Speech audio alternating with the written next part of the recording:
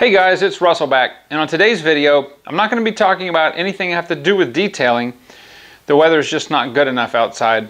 I'm going to be talking about something that I think everybody needs to pay attention to, and that is brake fluid. The reason I'm talking about this is because most people seem to think that brake fluid is perma-fluid. It's permanent. You don't need to change it. You don't need to do anything to it except add it when it gets low in your brake reservoir. And that could not be further from the truth. This is one of the most neglected fluids that needs to be changed on your car. Some people have a hard time just remembering to get their oil changed, but your brake fluid, if you look in your owner's manual, it's probably going to say that it needs to be flushed every 1 to 2 years.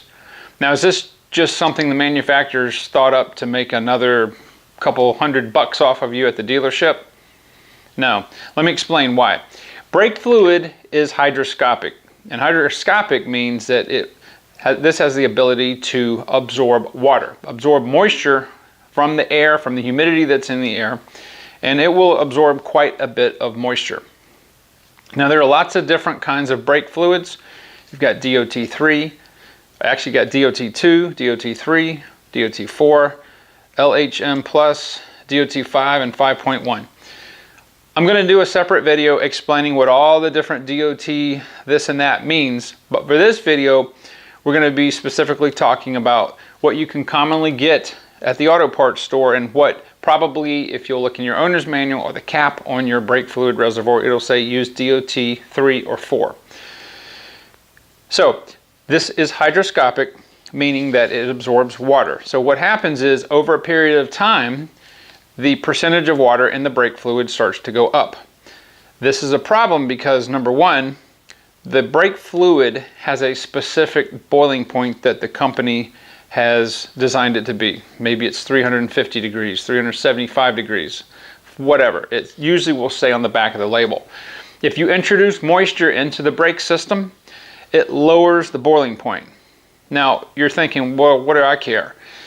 Well, if you use your brakes a lot, and they get really, really hot, that heat is transferred from the rotor and the calipers, or from the brake drum and the brake shoes, into the wheel cylinder, and it finds its way into the actual fluid itself.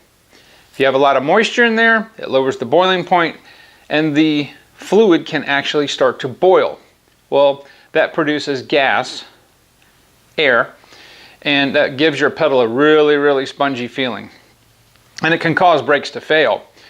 The other thing that brake fluid is designed for is to lubricate the O-rings and the different components inside both the master cylinder, if you have an ABS module, and also in your pistons and your wheel cylinders. So brake fluid has a very, very important benefit to keeping it clean, to keeping it as new as possible. The other, brake fluid does have a bit of, helps to draw some of that heat away from the components. It's not really designed to cool like engine oil or radiator fluid, transmission fluid, but it does have that effect. And just by being in proximity where the heat is, it's going to have heat transferred to it. So what do? Well, you need to flush your brake fluid. And people are going to go, well, how do you do that? The proper way to renew the fluid is to empty the master cylinder, empty the reservoir, and then go to each of the 4 wheels and flush out the remaining old fluid that's in the lines. First step is you would go in and flush, suck the master cylinder dry, put new brake fluid in there, go to each of the wheels, and bleed the brakes until the new fluid pushed the old fluid out of the lines and the pistons. Now, most people, unless you're really mechanically inclined or a real car gearhead like I am, you're not going to do that. And you should, but you're probably not. Some of you may pay to have somebody do it. Some of you just you don't care. I'm going to show you today, which is the purpose of this video, how to do, I'm going to call it the poor man's brake fluid renewal. If you do what I'm going to show you to do, is it as good as doing a brake flush? No, it's not. So if you're if you're doing the brake fluid flush, great, more power to you, more power to me. But if you're one of those people that don't do anything except add it, at least this will make your brake system last a little longer and get some of that old fluid out. And what we're going to do is I'm going to show you very easy how to just empty the reservoir and put new fluid in there. If probably 50% of the volume of the brake fluid that your car has available to it is in the reservoir, depending on your make and model. If you have new fluid in there, at least you're getting some benefits of the new fluid and getting some of the moisture out. Is it the right way to do it? No. Is it the way that you should do it? No. But this is for those people that just don't do anything. So this is better than not doing anything. And it's really, really easy. If you'll see how easy this is, it's not expensive. This can of brake fluid cost about $2.99 at the auto parts store. You're not even going to use all of this. This is it's 12 fluid ounces, so you may use 6 or 8 ounces. You may use the whole can, but so what? If you do this at least once a year, minimum, instead of doing nothing, this will help. Enough blabbing. Let me show you how to empty a brake fluid reservoir and put new fluid right back in it. Okay, so for demonstration purposes, I'm going to do 2 cars. One of them is going to be this Honda Accord, and I will also do the same demonstration on a pickup truck. So you want to locate your master cylinder for your brake, and it's right there. So you're going to see on this car there's 2. There's the brake reservoir, which the master cylinder is under it, and this is the clutch reservoir. This car is a manual transmission. Most cars are automatics and they're not going to have the clutch reservoir, or it runs directly off of here like it does on the Volkswagen. You're not going to believe how easy this is. I'm going to have you go to the 99-cent store or the dollar store and get you a turkey baster. Please remember, if you do this and you use this to remove brake fluid, do not ever, ever, ever, ever, ever put this back in the kitchen. Do not use this for food. You will poison yourself. Be smart about it. And then go inside and get you a cup or suitable container you're going to put the old brake fluid in. Now, this is so easy. Take a clean cloth or paper towel and wipe the dust and debris off of the caps. And take the cap off. Now if you'll look on the cap, it'll tell you exactly what to use. This says use DOT 3 or 4 brake fluid. So we're going to set that aside. We're going to take the strainer, put that aside, and I'm just going to put the cup right there. And all I'm going to do is extract the fluid just like that. Now you see this fluid is about maybe a year old, and it's starting to get a little dark. It is starting to absorb a little moisture. Do this again, and we're going to discard this brake fluid in a environmentally responsible method. Now what I want you to really take note of is how much of this fluid is actually coming out. You're not going to get 100% of the fluid out, but that's okay. You're getting a large majority of it. And if you really wanted to get more fluid out, maybe park the car on an incline where the nose is facing down and you'll have more success.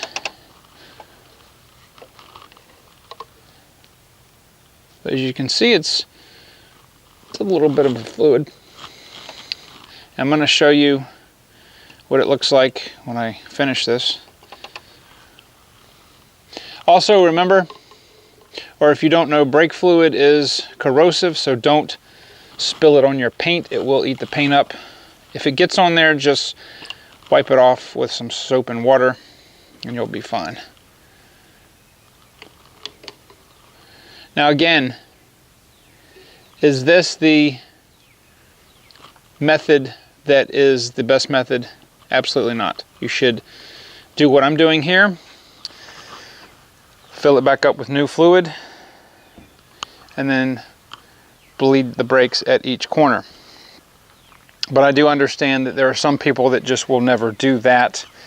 And again, at least doing this is better than having the fluid sit in there 4 or 5, 6 years. So I've gotten about as much as I can get out of this reservoir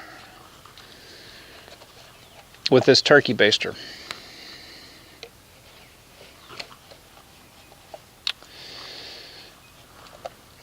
And I've probably got about half the cup full. And I'll give you a shot of this later. I'm going to go ahead while I've got this here, and I'm going to put this back on just temporarily and remove the fluid that's in the clutch reservoir. Now, one thing you definitely don't want to do is you do not want to press on the brake pedal with the reservoir empty. You will introduce air into your brake system, and then you will be definitely bleeding the brakes if you ever expect to have a working pedal again. So we're going to do the same thing on the clutch.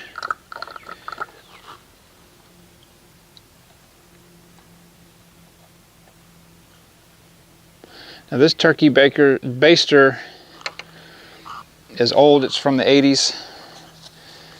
That's why it's coming apart here, but it still works good. Now on the truck, I'm going to show you something a little bit different that I actually use. I don't use this turkey baster method because I can't get all the fluid out, and I'm just anal to get all the fluid out. Alright, so at this point is where most of you would be stopping, and the next thing that you would do is take the fluid, old fluid, set that aside, and then let's get a funnel and not be messy about this. Okay, so I've got me a funnel. I'm going to take my brake fluid and just go ahead and fill up the clutch reservoir. It doesn't take much.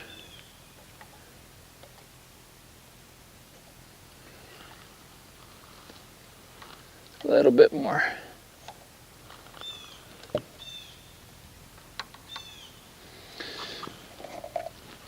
And then I'm going to do the same thing with the brake reservoir.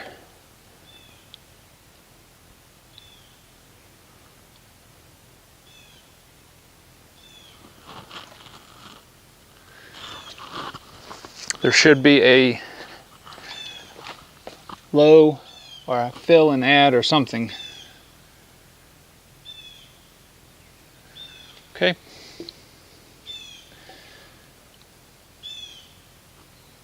Now technically you want to have that there because that is a strainer.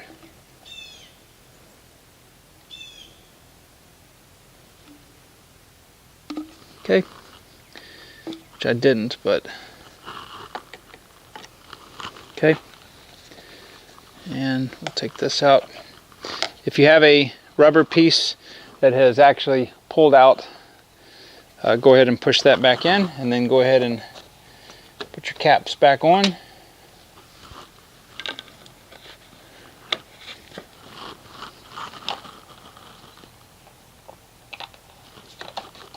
Okay. I'm going to say this again because I know I'm going to have somebody in the comments say you shouldn't do your brake fluid that way.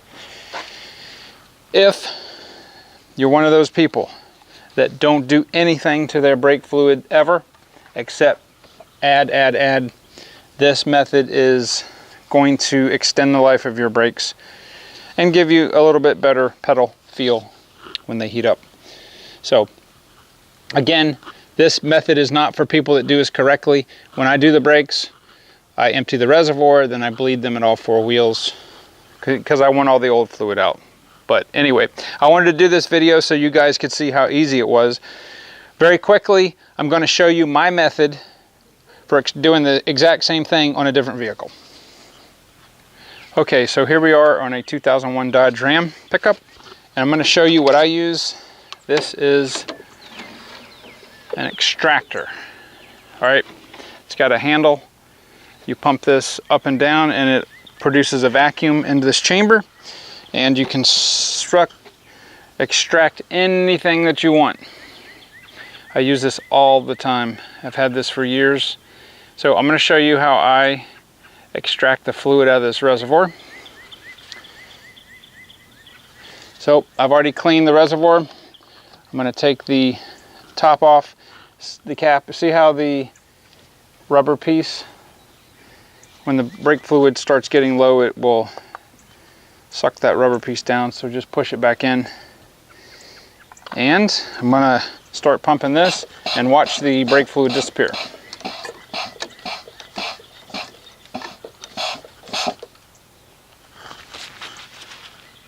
It makes this very, very, very easy. It's that easy. You can use this for, well, I wouldn't recommend it, but some people use this for oil changes. You can use this for extracting stuff out of your transmission, your brakes, power steering. I also do the exact same thing to power steering fluid. So it's that easy. We're done. It's far quicker. What did that take? Just 10 seconds?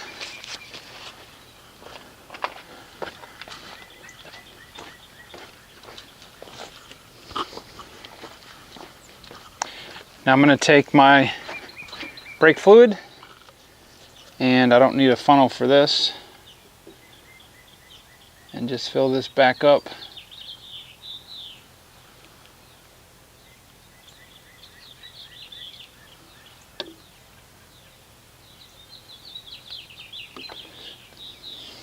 I'm going to need just a little bit more.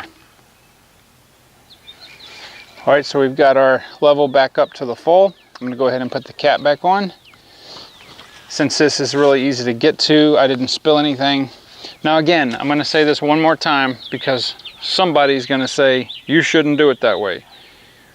If you're one of those people that have not done anything to your brake fluid, that you never maintained it and don't plan to do it, but can invest a couple of minutes and $3, then this will help your brake system last longer, at least from a fluid level or fluid perspective. So that didn't take any time at all. I'm going to put a link. In fact, let me show you guys, because people are going to want to know. This is the vac that I use. It comes with several different stiff plastic hoses, and I can't tell you, I have had this for probably 15 years. And I like this one because it doesn't use compressed air. It's just a handle that creates a vacuum inside here, and it'll hold nearly a gallon of fluid. So you can do anything. You can, you know, power steering is the other thing that's really good for. So I hope you guys have learned something. I hope that this is something that you'll take with you and start doing to your own cars. Trust me, this is going to do nothing but help your car. Again, if you're one of those people that actually drain the master cylinder like I did and then flush the brakes properly like you're supposed to, then continue doing that, because that's what I will continue to do. But I will do a video on all the different types of brake fluid and explain which can you mix with which, what's the difference, etc., etc. So I hope you guys enjoyed this and have learned something, and I will see you on the next video.